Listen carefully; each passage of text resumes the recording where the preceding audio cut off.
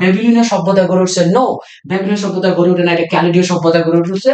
এবং ব্যাবিলনের জ্বলন্ত উদ্যান নির্মাণ করছেন রাজা নেবুচাঁদনেজার। কে নির্মাণ করছেন? রাজা নেবুচাঁদনেজার।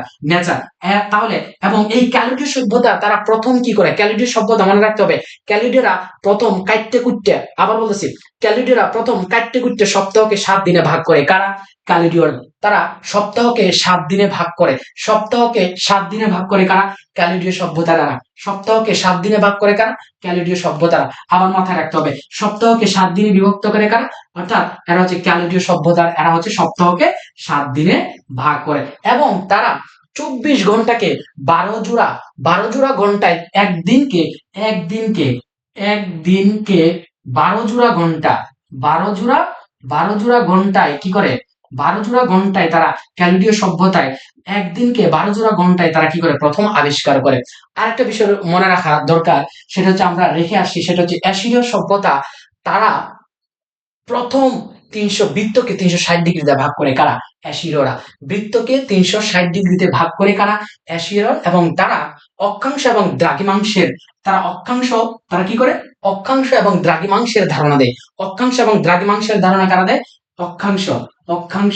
তাহলে অক্ষাংশ এবং দ্রাঘিমাংশ কি বললাম?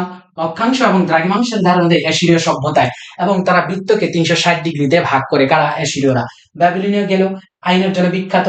ক্যালিডীয় গেল, ক্যালিডীয়রা হচ্ছে সপ্তাহকে 7 দিনে কাটতে বিটতে ভাগ করছে, মনে রাখলে হবে। এবং একদিনকে 12 জোড়া ঘন্টায় বিভক্ত করে ক্যালিডীয় সভ্যতা। ক্যালিডীয় সভ্যতা রাজা নেবুচাঁদনেজার কি করেন? তারা স্ত্রীর জন্য ব্যাবিলনের ঝুলন্ত উদ্যান নির্মাণ করেন ক্যালিডীয় সভ্যতায়। আশা করি মেসোপটেমিয়া থেকে প্রশ্ন আসলে আপনারা পারবেন কিনা একটু কমেন্টে জানাবেন যে স্যার ইনশাআল্লাহ আপনার এই ক্লাসের পরে, বৈশ্বিক সভ্যতার ক্লাসের পরে আর কোন সভ্যতার অবদান আসলে আমার ভুল হবে না। নু জবর না। ওকে, বুঝাইতে পারছি কিনা? আশা করি এই জায়গা থেকে যদি প্রশ্ন আসে, আপনি কিন্তু বৈশ্বিক সভ্যতার একদম নপদর্কে আপনি সবকিছু পারবেন ইনশাআল্লাহ। এরপর আমরা দেখি বৈশ্বিক সভ্যতার অন্যান্য যে সভ্যতাগুলো রয়েছে, কি কি সভ্যতার কি কি অবদান রয়েছে। আমরা এখানে আছি গ্রিক সভ্যতা।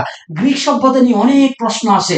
এই গ্রিক সভ্যতার অনেকের মনে থাকে না, আমি একটু মুখে বলতেছি, আপনারা একটু মনে রাখবেন, দেখবেন কিভাবে মনে রাখা যায়। গ্রিক, মেসোপটেমিয়া গেল, এখন আমরা আছি গ্রিক সভ্যতা। তাহলে গণতন্ত্রের সূতিকাগার বলা হয়তো গ্রিককে। গ্রিক দুইটা ভাগে ভাগ ছিল, একটা হচ্ছে অ্যাথেন্স আর একটা ছিল হচ্ছে কি, তারা স্পার্টা নামে দুইটা যুদ্ধ জাতি ছিল, অ্যাথেন্স এবং স্পার্টারা ছিল যুদ্ধ জাতি, অ্যাথেন্স ছিল গণতন্ত্রগামী। তারা অ্যাথেন্স মূলত হচ্ছে তাদের সোফোক্লিস অর্থাৎ অভিজাততন্ত্র থেকে তারা মূলত পরবর্তীতে কি আসে? গণতন্ত্রে উৎসারক হয়। যদি প্রশ্ন আসে যে আধুনিক গণতন্ত্রের উৎসারক কোথায়, এটা হচ্ছে ব্রিটেনে। বা যদি শুধু থাকে যে গণতন্ত্রের উৎসারক বা গণতন্ত্রের সূতিকাগার বলা হয় গ্রিককে, অপশনে না থাকলে হবে অ্যাথেন্স। উত্তর কি হবে? তাহলে গণতন্ত্রের সূতিকাগার হচ্ছে অ্যাথেন্স, গণতন্ত্রের সূতিকাগার হচ্ছে অ্যাথেন্স, গণতন্ত্রের সূতিকাগার অ্যাথেন্স। বা আধুনিক গণতন্ত্রের সূতিকাগার বলা হচ্ছে ইংল্যান্ড বা ব্রিটেনকে। বুঝাতে পারছি কিনা? তাহলে গ্রিক গেল। গ্রিক জ্ঞান বিজ্ঞান চিকিৎসা শাস্ত্রের জন্য বিশেষ অবদান রাখছে গ্রিক সভ্যতা। যদি পরীক্ষা আসে কোন সভ্যতাটি কোন নদীর তীরে গড়ে ওঠে না, এই সভ্যতার নাম হচ্ছে গ্রিক সভ্যতা। বাকি সব সভ্যতায় নদীর তীরে গড়ে উঠছে, আমরা আসতেছি। তাহলে গ্রিক সভ্যতা কোন নদীর তীরে গড়ে ওঠে না। এবং এই গ্রিক সভ্যতার অন্যতম অবদান হচ্ছে, এখানে অন্যতম দুইটা ভাগে ভাগ ছিল। এখানে এই সভ্যতার ভিতরে আরেকটা সভ্যতার অংশ আছে, সেটা হচ্ছে হেলনিস্টিক সভ্যতা। আলেকজান্দ্রিয়া অর্থাৎ মিশর, গ্রিক সহ আলেকজান্দ্রিয়া এবং ম্যাসোডোনিয়া সহ গ্রিক আলেকজান্ডার তিনি হেলনিস্টিক সভ্যতার উন্মেষ ঘটাইছিল কোথায়? এই গ্রিক সভ্যতার আশেপাশে অঞ্চলে।